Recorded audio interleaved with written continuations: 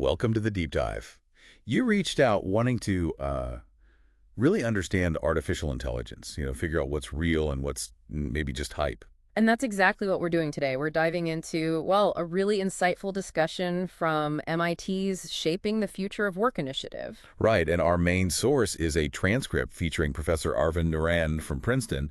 He co-authored AI Snake Oil. Yeah, that title alone tells you a lot, doesn't it? It does. So this MIT event, it wasn't just cheerleading for AI. It was looking hard at the promises, the actual results, and maybe where things go off the rails. Exactly. Think of this as getting you the core insights on AI fast without getting totally bogged down in technical jargon. And the people involved, Professor Naran, the MIT Schwarzman College, the Shaping the Future of Work folks, they're all about clarity and rigor in this whole AI debate. Which is so needed right now. Okay, so AI snake oil. Let's start there.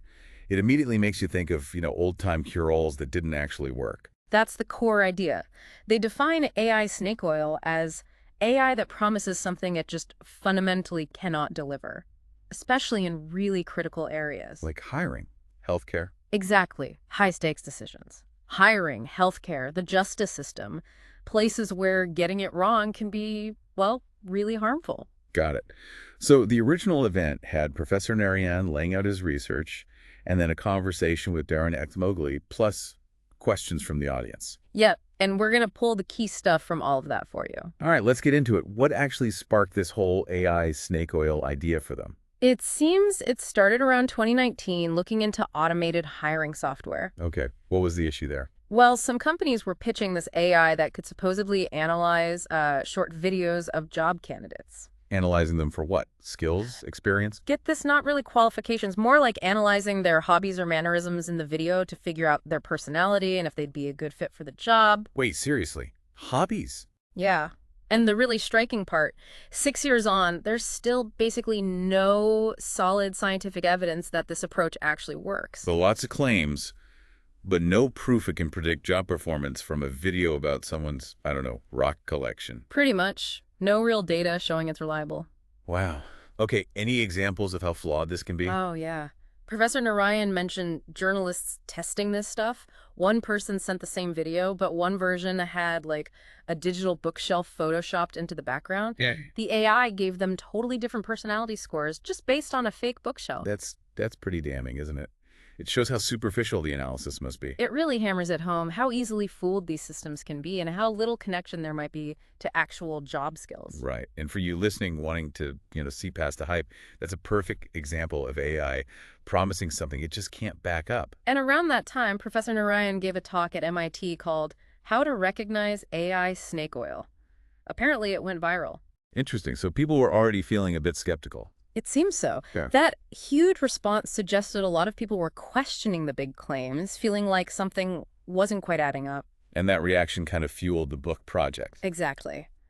The aim wasn't just to criticize, but to build a framework, a sort of rigorous way to figure out when is AI likely to work and when is it just snake oil. That led to about 5 years of research. Okay, which brings us to a really key point they made. AI isn't just one single thing. Absolutely crucial. Professor Narayan really stressed this. AI is this massive umbrella term. It covers everything from, say, ChatGPT, Which everyone's talking about. to the algorithms banks use for credit risk assessment. Completely different technologies. So just because they both learn from data doesn't mean they're the same beast? Not at all. How they function, what they're used for, how they might fail, the consequences of failure, all totally different. So we need to distinguish between different types, like predictive AI versus generative AI. Precisely. Predictive AI is the kind used for making decisions about people, trying to predict future behavior. Think hiring, loans, bail decisions, healthcare choices, education tools. And the book sounds pretty cautious about that type. There's definitely a skeptical eye cast on many predictive applications, yeah. Then you have generative AI, that's the creator AI, making text, images, code, audio. And the book covers other areas, too. Right, things like social media algorithms, self-driving cars, robotics, they touch on those as well. Okay, let's dig into the concerns around predictive AI. The criminal justice example sounds pretty stark. It really is. They discussed algorithms used in pretrial release decisions deciding whether someone gets bail. And this isn't hypothetical, right? This has been studied. Oh, yeah.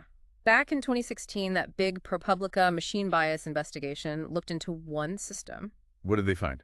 They found it had a significantly higher false positive rate for black defendants compared to white defendants, basically wrongly flagging them as high risk more often. Clear racial bias. That's incredibly concerning. Hugely. But Professor Narayan highlighted another point from that study, one that maybe gets less attention. Which is? The overall accuracy of these systems was actually quite low. Even the best ones had what's called an AUC score below 70%. Okay, translate AUC for us. 50% is chance, right? Like a coin flip. Exactly. So under 70% means it's only marginally better than random guessing. Wow. So we're making decisions about people's liberty based on something that's barely better than chance. That's the fundamental ethical question it raises. Is that level of accuracy acceptable for such a critical decision, especially when most people flagged as high risk don't actually reoffend while awaiting trial? It really does feel like judging people on what a shaky algorithm thinks they might do in the future, not on what they've actually done. Almost like pre-crime. It leans in that uncomfortable direction, yeah. And it really underscores why you need that deep understanding, looking at it from all angles before deploying tech in these sensitive areas. Okay, let's switch gears then to generative AI. That seemed to get a slightly warmer reception, at least for its potential usefulness. It did to an extent. The book acknowledges generative AI can be genuinely helpful for knowledge workers, for creativity, and also it can just be fun to play with. Professor Narayan shared a personal story, didn't he? About fractions. Yeah. Using an AI tool to whip up a quick visual app to help his daughter understand fractions, making something interactive and customized, like right on the spot. That shows the power, right? Yeah. Creating these temporary specific tools very quickly. Definitely. It's something that wasn't really possible just a short while ago, and this is a but this usefulness comes alongside some serious criticism of how the industry has sort of released this stuff into the wild. What was the analogy he used? Something about power tools. He compared it to suddenly giving everyone a free buzzsaw.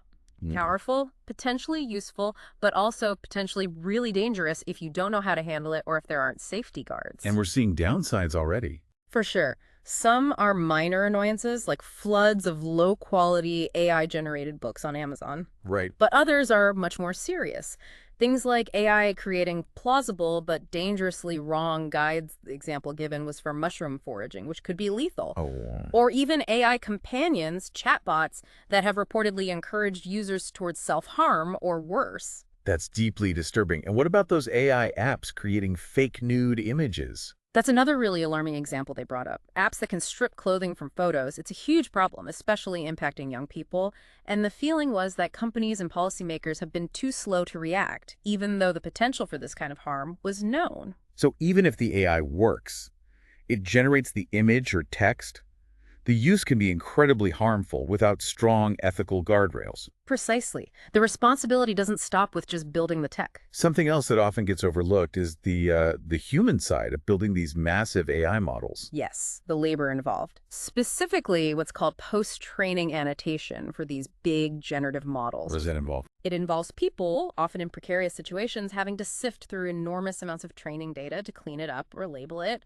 And that data can include some really vile, disturbing stuff, graphic violence, abuse material. That sounds like incredibly difficult work. Extremely. And Professor Narayan pointed out that this work often falls to vulnerable groups, refugees, people in countries with collapsing economies, sometimes even prison labor.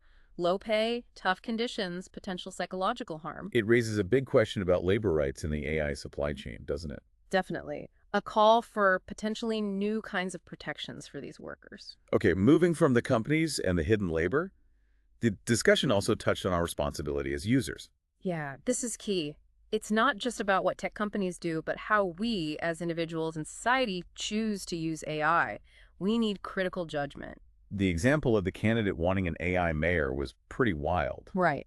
In Cheyenne, Wyoming, a candidate proposed having an AI chatbot, basically ChatGPT dressed up as VC, serve as mayor. And Professor Narayan's reaction was? He called it analogous to replacing your car with a cardboard cutout of a car. Huh. A bit blunt, maybe? He admitted it was snarky. But his deeper point was serious. Politics is messy and human because it's how we hash out real disagreements and values. You can't just automate that fundamental process. It misses the entire point. That's a great insight. Some things are complex for a reason, and AI isn't a shortcut around that human element. Exactly. Now, to help make sense of all these different AI applications and their impacts, the book apparently offers a framework. Yeah, a kind of two-dimensional way to think about it. Okay, go to the dimensions. First axis, how well does it actually work? Is it effective or is it basically snake oil? Got it. Effectiveness in the second axis. Second axis, how harmful is it? And harm can come either because it doesn't work well or sometimes, paradoxically, because it works too well but in a damaging way. Okay, can you map some examples onto that? Harmful because it doesn't work. That's where you'd put things like those video interview analyses we talked about, the inaccurate criminal risk predictors, maybe some automated cheating detection systems that falsely flag students, particularly non-native English speakers. Right. False positives causing harm. What about harmful because it does work? The classic example there is mass surveillance using facial recognition. If the tech becomes very accurate at identifying everyone everywhere, that capability itself is potentially harmful if used without incredibly strong safeguards for privacy and liberty. Makes sense. Where would something like, say, social media content moderation fit? They actually put that in a category of effectiveness, often overhyped. It's harder than it looks, and AI isn't a magic bullet there. Interesting. So the framework covers. It covers those top two quadrants, harmful because it doesn't work, harmful because it does work, and also the overhyped areas. The book deliberately focuses on everything except one quadrant. Which one is that? The bottom left works well and isn't inherently harmful. Things like, autocomplete on your phone, spell check, the Roomba, the useful, boring stuff that just works in the background. The stuff we stop calling AI eventually. Exactly. The ultimate goal of the book's framework is to empower people to recognize and push back against the problematic applications in those other quadrants. Which connects nicely to that other definition of AI you mentioned. Ah, yeah, the slightly joking one. AI is whatever hasn't been done yet. Let's explain that again. The idea is when a technology is new, exciting, maybe a bit unpredictable, we label it AI, but once it becomes reliable, mundane, integrated into daily life. We stop thinking of it as AI. Right, like Roomba vacuums, like speech to text, handwriting recognition, spell check. These were all considered AI frontiers once. Now they're just features. So the hope is that more of today's AI will eventually just become normal, reliable technology. That's the optimistic view, yeah. That much of it will fade into the background as dependable tools. Though some applications might never get there. Well, some, like criminal risk scoring, raise such deep ethical and normative questions that just making the tech better doesn't solve the fundamental problem of whether we should be doing it at all. But others, like self-driving cars. That's seen more as a really hard engineering problem, but ultimately solvable. There's been huge progress despite setbacks. The prediction is they will become widespread eventually, probably requiring infrastructure changes too. Big implications for jobs, of course. True, major labor shifts, but also potentially huge benefits like massively reducing traffic fatalities. Okay, so looking forward, what are the main recommendations coming out of this research for how we should sort of steer AI development? The book boils it down to three main areas. First, get better at identifying and just avoiding AI applications that are inherently bad ideas or way overhyped. Like the snake oil stuff. Exactly. Second, for AI that is deemed necessary or beneficial, implement really strong guardrails, regulations, auditing, transparency. Okay. And third? Third is about tackling the bigger economic picture, how AI might worsen inequality. Thinking about limiting corporate power derived from AI and ways to redistribute the benefits more broadly. And they've thought beyond just the immediate issues, a longer-term vision. Yeah, they have a follow-up paper, AI as Normal Technology, that sketches out a vision for the next, say, 20 years. How does that compare to the usual narratives we hear? It consciously positions itself as different from the three dominant stories out there. Yeah. The superintelligence utopia, the superintelligence doom existential risk, or the idea that AI is just a bubble or fad that will pop. So not utopia, not apocalypse, not nothing. Pretty much. They see it as a powerful transformative technology, yes, but one that will unfold over decades, much like electricity or the internet did. They think the superintelligence catastrophe risks are often exaggerated compared to the more immediate practical concerns. Learning from past tech revolutions to guide this one. Exactly. Using history to inform policy ideas for steering AI towards positive outcomes, not just letting it happen haphazardly. Well, thank you for taking this deep dive with us into such a complex topic. It's really clear that getting a nuanced view of AI is crucial right now. Absolutely. We've covered a huge spectrum from AI that's basically ineffective, the snake oil, all the way to tools that could genuinely transform things, for Yeah. better or worse. The constant theme is needing that critical eye. Yeah, weighing the claims against the reality, thinking about effectiveness and the ethical side. hmm How well does it work, and what are the consequences intended and unintended? Which leaves us with a final thought for you, the listener. As AI keeps racing forward, this whole debate about balancing the tech advancement with the human and societal impact is only going to get louder. So maybe reflect on the examples we discussed. Which AI applications really feel like they serve human well-being? And how can we collectively nudge this incredibly powerful technology in a direction that truly benefits everyone? Something to think about as you encounter AI more and more in your own life and work.